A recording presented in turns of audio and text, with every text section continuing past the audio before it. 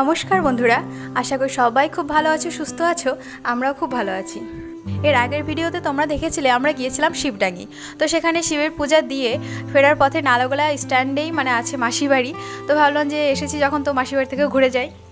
Stand বলতে stand পার করে ব্রিজটা পার করে যে একটা নিচের দিকে নেমে যেতে হয়, সেইখানেই মাসি বাড়ি। তো ওখানেই ছিল খুব সুন্দর একটা রাধা গোবিন্দের মন্দির। তো সেখানেই গেছিলাম। তো মন্দিরটা এত ভালো লাগলো যে তোমাদের না দেখিয়ে পারলাম না। ঠিক সেই সময় ওখানে এক পাশের গ্রামে শুরু হয়েছিল কীর্তন। তো সেই জন্যেই সবাই এসেছিলো এখানে ঠাকুর প্রণাম করতে এবং জল সাজতে। তো সেই ভক্তরাই হরে কৃষ্ণের তালে কোমর দোলাচ্ছে সবাই।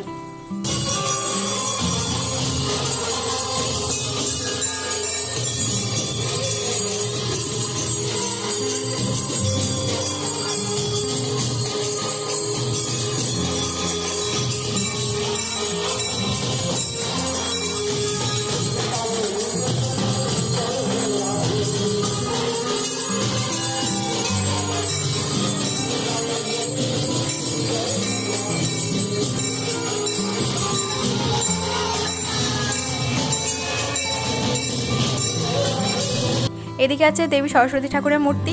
আর শ্রীকৃষ্ণের লীলা পর্বের যে কাহিনীটা ছিল সেটা ছোটো ছোটো পুতুল আকারে এখানে সাজিয়েছে খুব সুন্দর করে।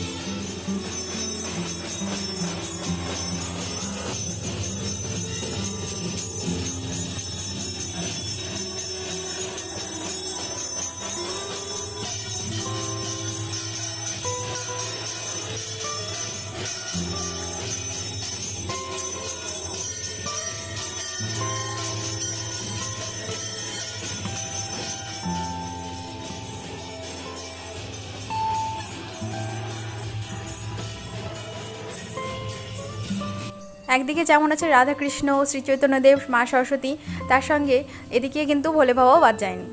প্রত্যেকটা মূর্তি, প্রত্যেকটা ঠাকুরের পুতুলের মূর্তিগুলো সব একদম ভক্তি ভরে প্রতিষ্ঠা করা হয়েছে।